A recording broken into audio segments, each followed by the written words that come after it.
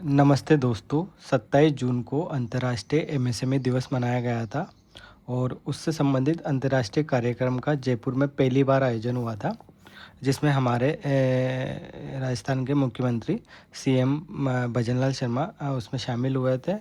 तो ये हमारे लिए आरपीएससी जो एग्ज़ाम होने वाला आरएस 2026 उसके लिए बहुत महत्वपूर्ण हो जाता है और एमएसएमई आरपीएससी का बहुत फेवरेट टॉपिक भी हो गया है। पिछली बार भी यहाँ से आरएस में प्रश्न आए हैं और आगे भी आने की संभावना है। तो इस वीडियो में मैं उस अंतर्राष्ट्रीय कार्यक्रम में जो भी प्रावधान किए गए, जो भी मुख्य बातें थी उसको डिस्कस करूँगा। साथ में पूरा एमएसएमई टॉपिक आपके लिए मैं डिस्कस करूँगा, तो आप वीडियो को पूरा देखना। देखिए, उस दिन एमएसएमई दिवस के दिन राजस्थान इंडस्ट्रियल डेवलपमेंट पॉलिसी 2026 का विमोचन किया गया था। साथ में रैम पोर्टल भी लॉन्च किया गया था। रैम पोर्टल क्या होता है, काफ़ी इंपॉर्टेंट हो जाता है हमारे एग्जाम के लिए। रैम पोर्टल है सभी एकीकृत डिजिटल सेवाएं एक ही छत के नीचे उपलब्ध कराने के लिए दिलवाना हेतु इस पोर्टल का लॉन्च किया गया था। और साथ में one district one product copy table book का भी अनावरण किया गया था। तो ये उस दिन के अंतर्राष्ट्रीय एमएसएमई कार्यक्रम के दिन जो भी बातें आई थी उस वजह से बुलेटिन में आप जाके देख सकते हैं 27 जून का। तो ये सभी चीज़ें थी। उसके बाद सबसे इम्पोर्टेंट बात ये है दोस्तों कि एमएसएमई की लगभग 33 लाख से अधिक इकाइयाँ राजस्थान में हैं और एमएसएमई के मामले में हमारे देश में राजस्थान का स्थान चौथा है। तो ये बात आपको ध्यान में रखनी है। हमारे राजस्थान के उद्योग और वाणिज्यिक मंत्री हैं कर्नल राजवर्धन सिंह और राज्य मंत्री है के विश्नोई। तो ये दो चीज़ें भी आपको याद रखनी है। तो एमएसएमई पूरा टॉपिक हम देखते हैं और इसमें एमएसएमई क्या होता है, एमएसएमई क्यों ज़रूरी है, साथ में जो राजस्थान एमएसएमई पॉलिसी है उसको डिस्कस करते हैं। देखिए, एमएसएमई का मतलब होता है माइक्रो स्मॉल मीडियम एंटरप्राइजेज। ये उद्योग जगत का एक बहुत महत्वपूर्ण हिस्सा है और जितने भी 125 करोड़ तक के निवेश होते हैं और 500 करोड़ का कारोबार करने वाले उद्यम है वो सभी एमएसएमई के अंतर्गत शामिल किए जाते हैं। एमएसएमई का रोजगार में काफ़ी महत्वपूर्ण योगदान है। कृषि के बाद दूसरे नंबर पर सबसे अधिक रोजगार अगर कोई क्षेत्र प्रोवाइड करता है तो वो है एमएसएमई। निर्यात के मामले में देखें तो भारत के कुल निर्यात में इसकी हिस्सेदारी 45% है। साथ में नवाचार का यह प्लेटफॉर्म है। तो भारतीय इकोनॉमी की रीढ़ की हड्डी है एमएसएमई। साथ में भारतीय अर्थव्यवस्था का भविष्य भी है। और make in India, vocal for local, आत्मनिर्भर भारत, जितनी भी ये जो बड़ी योजना है इनका ये आधार है एमएसएमई। तो बहुत ज़्यादा महत्वपूर्ण हो जाता है ये टॉपिक। तो इसकी परिभाषा क्या है, एक्ट कौन कौन से, ये सभी आपको ध्यान में रखने हैं। देखिए, एमएसएमई डेवलपमेंट एक्ट 2006 जो सेंट्रल लेवल पर आया था उसको आपको ध्यान रखना है। एक एक्ट तो ये है, इसके तहत इसकी परिभाषाएं निर्धारित की गई है जिनका हाल ही में 1 अप्रैल 2025 को संशोधित रूप आया है। तो आपको ध्यान रखना है कि निवेश और वार्षिक टर्नओवर के आधार पर जो 3 श्रेणियाँ बनाई गई है कौन कौन सी, एक माइक्रो, एक स्मॉल, एक मध्यम, है ना। तो माइक्रो में क्या है, जिनका इन्वेस्टमेंट पर 2.5 करोड़ तक है और टर्नओवर 10 करोड़ है, वो उसको बोलते हैं सूक्ष्म उद्योग।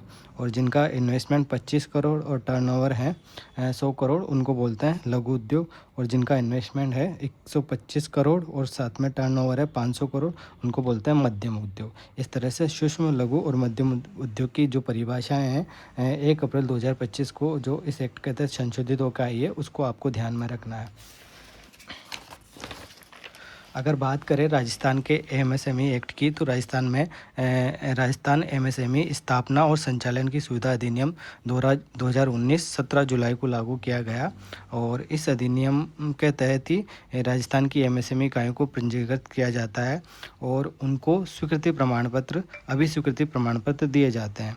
तो आपको ध्यान रखना, इन अभिस्वीकृति प्रमाण पत्र के जरिए उनको 5 साल तक राज्य के कानूनों से अनुमोदनों और निरीक्षण की छूट प्रदान की जाती है। ये बहुत महत्वपूर्ण है और इससे संबंधित आरपीएससी ने पहले प्रश्न भी पूछा हुआ है। तो आपको ध्यान रखना है कि अभिस्वीकृति प्रमाण पत्र कितने साल के लिए जारी किया जाता है एमएसएमई इकाइयों को, 5 साल के तहत, राजस्थान एमएसएमई एक्ट के तहत, है ना।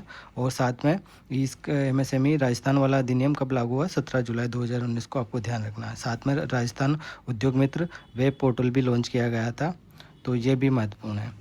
उसके अलावा आपको ध्यान रखना है कि उद्यम पंजीकरण पोर्टल क्या है और कौन सी तारीख को लॉन्च किया गया। 1 जुलाई 2020 को राजस्थान में उद्यम पंजीकरण पोर्टल लॉन्च किया गया, जिसके तहत 4.41 लाख एमएसएमई यूनिट को पंजीकृत किया जा चुका है और लगभग 24 लाख रोजगार राजस्थान में एमएसएमई के द्वारा दिए जा रहे हैं। ये बहुत बड़ी बात है और इसलिए एमएसएमई इम्पोर्टेंट भी है और इसीलिए राजस्थान में पहली बार 27 जून को अंतर्राष्ट्रीय लेवल पर एमएसएमई प्रोग्राम रखा गया और उसमें हमारे सीएम ने भाग लिया। साथ में आपको ध्यान रखना है, जो आरपीएससी ने पहले पूछा हुआ कि राजस्थान निवेश पोर्टल क्या है, तो ये 10 करोड़ से अधिक के निवेशों को आसान बनाने के लिए ये पोर्टल बनाया गया है।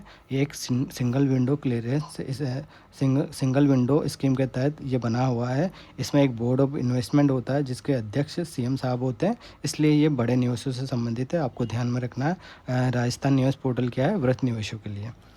और सबसे इम्पोर्टेंट बात जो है, इस बार प्रश्न आ सकता है, इस राजस्थान में एमएसएमई से संबंधित सूक्ष्म और लघु उद्यम सुविधा परिषदों की स्थापना की गई। ऐसी 14 परिषदें बनाई हुई है जिनको शक्ति मिलती है केंद्र वाले एक्ट के तहत। तो एमएसएमई डेवलपमेंट एक्ट 2006 के तहत प्रदत्त शक्तियों का उपयोग करके राजस्थान में 14 सूक्ष्म और लघु उद्यम सुविधा परिषदें बनाई गई है, जिनका उद्देश्य एमएसएमई विलम्ब से जो भुगतान संबंधी विवाद होते हैं उनका निपटान करने के लिए बनाई हुई है और अब तक ऐसे 2513 मामलों को सुलझाया गया है इन सुविधा परिषदों के माध्यम से। तो आपको ध्यान रखना है कितनी सुविधा परिषदें बनाई गई है। सूक्ष्म और लघु उद्यम सुविधा परिषदें हैं 14 और विलम्ब भुगतान से संबंधित विवादों को सुलझाने के लिए हैं और साथ में एमएसएमई जो केंद्र वाला एक्ट है उसके तहत प्रदत्त शक्तियों का उपयोग करके ये बनाई गई है।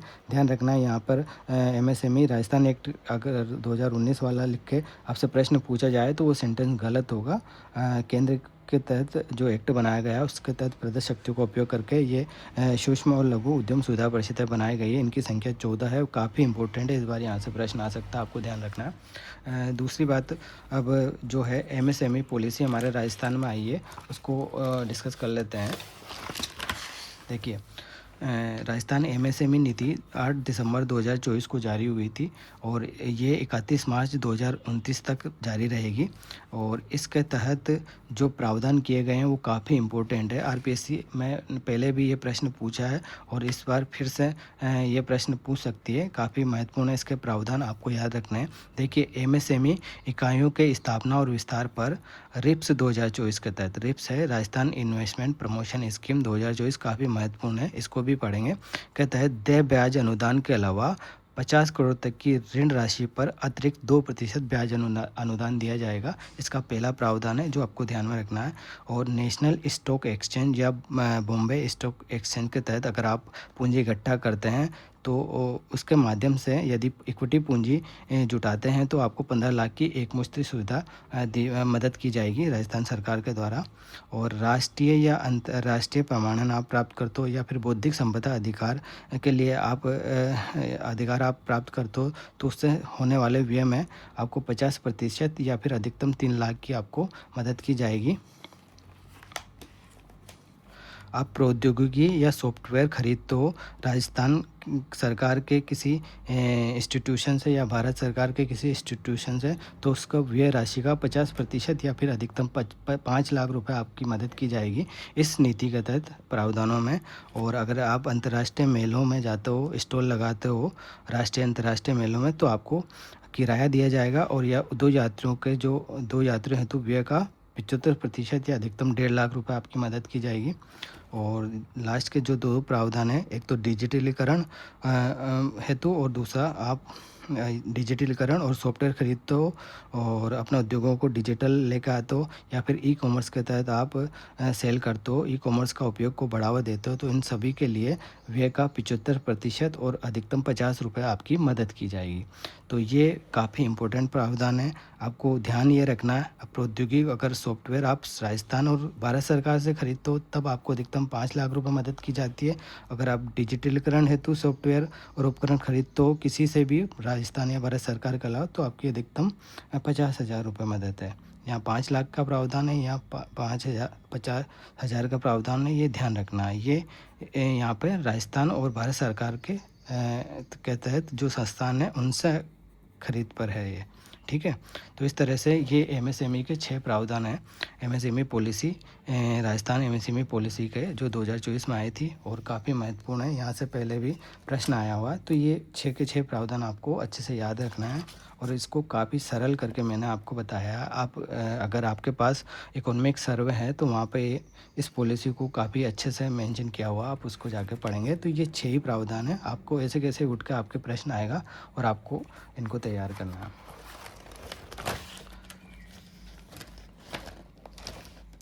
अब जो 27 जून को जो एमएसएमई दिवस मनाया गया था, उस दिन सुजस का जो बुलेटिन आया था उसमें बताया गया है कि सरकार ने 2 वर्षों में एमएसएमई को बढ़ाने के लिए क्या क्या किया है और कौन कौन सी स्कीम और पॉलिसी चलाई है। उनको अगर आपको सुलेखित करना है तो उससे संबंधित सारी पॉलिसी वहाँ पे मेंशन कर रखी थी, वो ये है। हमने एमएसएमई पॉलिसी अभी डिस्कस कर ली। उसके अलावा एक है one district one policy, Rajasthan निर्यात प्रोत्साहन नीति 2024, राजस्थान ट्रेड प्रमोशन पॉलिसी 2025, एकीकृत क्लस्टर विकास योजना, मुख्यमंत्री युवा स्वरोजगार योजना, विश्वकर्मा युवा उद्यम प्रोत्साहन योजना, एमएसएमई ऑनलाइन समाधान पोर्टल, रैम पोर्टल जो हमने पढ़ा है। रैम पोर्टल काफ़ी इम्पोर्टेंट है। सारी जो एमएसएमई संबंधित डिजिटल सेवाएं हैं वो एक ही जगह छत के नीचे उपलब्ध कराना है। तो इस पोर्टल को उस दिन लॉन्च किया गया था एमएसएमई दिवस के दिन। और राजस्थान निवेश प्रोत्साहन योजना रिप्स काफ़ी महत्वपूर्ण है ये योजना, रिप्स 2024। तो अगले वीडियो में रिप्स और एकीकृत क्लस्टर विकास योजना पढ़ेंगे। अगर आपको वीडियो अच्छा लगा तो आप प्लीज़ चैनल को सब्सक्राइब कीजिए। आपका एक सब्सक्रिप्शन मुझे मोटिवेट करता है। मैं इस तरह से ही सिंपल रिवीजन टाइप वीडियो आपके लिए लेकर आऊँगा। और देखिए समय महत्वपूर्ण होता है। कम समय में अगर आपको ज़्यादा कुछ मिल रहा है तो आपको उसको अप्रिशिएट करना चाहिए। और सबसे बड़ी बात ये होती है, एक टीचर आपको बहुत कुछ बता के चला जाता है, लेकिन महत्वपूर्ण बात होती है चीज़ें कैसे हमको एग्ज़ाम तक याद करनी है, वो सबसे बड़ी बात होती है। बहुत सारी चीज़ें होती है। आरएस का एग्ज़ाम आसान नहीं है। आप एक प्री और मेंस पेपर उठा के देखिए, बहुत मुश्किल है। तो चीज़ों को आपको बहुत अच्छी तरीके से तैयार करनी होगी, तभी आप प्रश्न कर पाओगे। अगर आपको ये वीडियो पसंद आया तो आप चैनल को सब्सक्राइब कर लीजिए। आने वाले समय में मैं बहुत ज़्यादा महत्वपूर्ण रहने वाला हूँ आपके लिए और बहुत सही वीडियो बनाने वाला हूँ।